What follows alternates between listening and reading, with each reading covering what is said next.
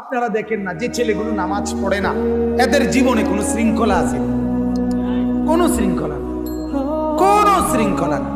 এই 3টার সময়ও মোবাইল টিপে, আসরের পরেও মোবাইল টিপে, মাগরিবের পরেও, রাইতেও, দিনেও, ব্যান রাইতেও, হাজ রাইতেও। কিরে বেকুফ, এটা নিয়ম কানুন আছে না কোনো জিনিস?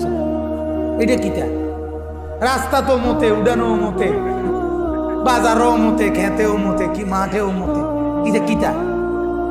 আপনি বলেন, আল্লাহকে বাদ দিয়ে, ইসলামকে বাদ দিয়ে, রসুলকে বাদ দিয়ে জীবনের কোনো গতি সিস্টেম থাকে না ভাইয়া, থাকে না। জন্য আল্লাহ তাআলা বলছেন ওয়ালা তাত্তাবিউস সুবুলা, আমার কোরআনের রাস্তা বাদে অন্য পথে যেও না বান্দা। ফাতাফাররাকা বিকুম আন সাবিলিহি, তাহলে পথ হারায় ফেলবে। কি হারায় ফেলবা? পথ হারায় ফেলবে। ফামান লাম ইয়াজআলিল্লাহু লাহু নূরান ফামা লাহু মিন নূর। আল্লাহ বলেন আমার আলো থেকে যে বঞ্চিত হয় সে আর জগতে কোথাও আলো পায় না। কি পায় না ভাইয়া? আর আলো পায়, মিলাইতে পারে না জীবনটা মিলাইতে পারে। কোটি কোটি টাকার মালিক হওয়ার আপনাদের কাছে তো বলে না ভাইয়া, আমরার কাছে বলে। কথা দোয়া চায় না অনেকের, অনেক ব্যক্তিগত এমন এমন কথা বলে, আশ্চর্য লাগে মাঝে মধ্যে, কলিজাটার মধ্যে কাঁপ ধরে যায় যে আরে বাপরে বাপ, দেখতে তো মনে হয় কি পরিমাণ সুখী, তো ভেতরে তার কলিজার মধ্যে কি পরিমাণ টেনশন, কষ্ট, যন্ত্রণা।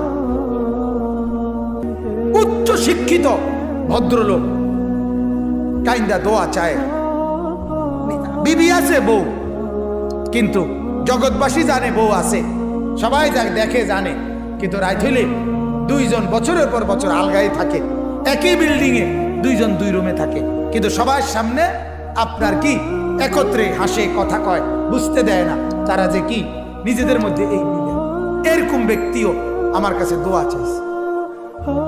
আমি সবাই দোষ দেই না, মানে আমার বলার উদ্দেশ্য ছিল ওই যে দেখেন গিয়া বেপর্দা স্ত্রী তারে বাধা দেয় নাই, যার কারণে বেপর্দাগির কারণে এই মহিলার এখন চতুর্দিকে নজর, যার কারণে এখন কোথাও আর সে শান্তি পায় না। বলেন নাউজুবিল্লাহ।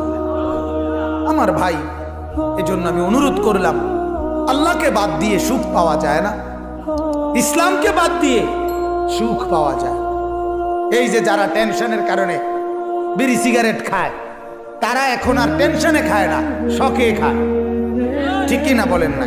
তার মানে এইবার আর জীবনটা নিয়ন্ত্রণে আনতে পারলো না, ওই যে অভ্যাস ধরে ফেললো, আর এই গুনাহ ছাড়তে পারলো।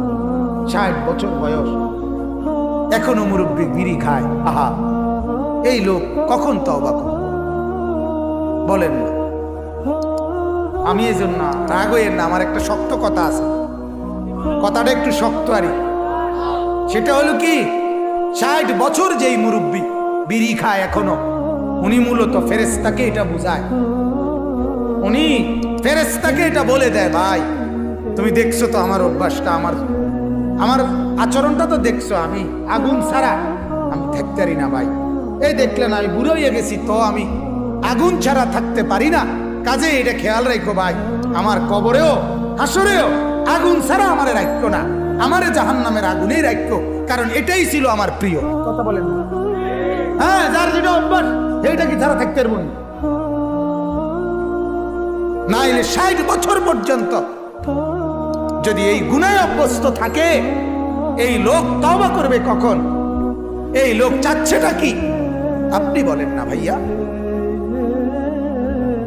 তাইলে এই জন্য যেই মা তার 3টা ছেলে উপযুক্ত, মেয়ে বিয়ে দিয়ে ফেলছে, এখনো যেই মহিলা বেপর্দা বেহায়ার মতো চলে, এ বেডি কি কইতে চায়? এ বুঝাইতে চায় এটাই জাহান্নামী আমার প্রিয়, কবরে আযাবই আমার প্রিয়, এছাড়া আর কি? আল্লাহকে ছেড়ে দিছে, আর জীবনে কোনো লাইন পাইল না, সিরিয়াল আর মিলল না, আর জীবনের গতি ঠিক থাকলো না, হারায় গেল, দিক বিদিক আল্লাহ থেকে বিচ্ছিন্ন। আল্লাহ আমাদেরকে বুঝার তৌফিক দান করেন। তো আমার ভাই, শুনেনি আলহামদুলিল্লাহ, প্রতিদিন শুনেন, কত মাহফিল শুনতেছেন, কিন্তু জীবনটা একটু বদলান, জীবনটা একটু আল্লাহকে সাথে নেন, ইসলামকে সাথে নেন। বাজান বিশ্বাস করেন, সারা পৃথিবী প্রতিনিয়ত ইসলামের বিরুদ্ধেই ষড়যন্ত্রে লিপ্ত। সবার চেষ্টা ইসলাম যেন এই পৃথিবী থেকে নিশ্চিহ্ন হয়ে যায়। কারণ ইসলাম যদি নিশ্চিহ্ন হয় তাইলে পৃথিবীতে কুফুরি, নাচানাচি, ফালাফালি, অশ্লীলতা, বেহায়াপনা আরো বাড়বে। ঠিক না? শয়তানের লাভ। আজকে আমি অনেক সময় বলছি যে এই করোনায় 2 বছরে পৃথিবীর কত ক্ষতি হইল, কত জায়গায় কত মানুষ কতখানে ভয় পাইল। কিন্তু আমার বাংলাদেশের হালাত হইল এই 2 বছরে বাংলাদেশে কমপক্ষে আগের চাইতে শত বেশি রাস্তায়, গ্রামে, গঞ্জে, বিভিন্ন জায়গায় লাল নীল বাতিওয়ালা আলো আধারির রেস্তোরাঁ, যেটা একসময় শুধু ঢাকা বা শহরে কোন ফ্ল্যাট বিল্ডিং এ ভিতরে এরকম আলো আধারি, মানে ছেলে মেয়ে যুবক যুবতী বসবে, আড্ডা মারবে, নষ্টামি করবে, এটার ব্যবস্থাপনা আড়ালে ছিল।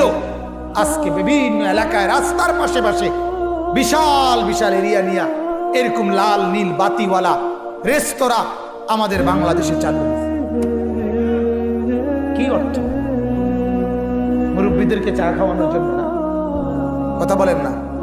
এই দোকানগুলো যুবক আর যুবতীদেরকে প্রকাশ্যে জিনার ব্যভিচার করার জন্য। অচিরেই দেখবেন, অচিরেই অবস্থা কোথায় গিয়ে পৌঁছে।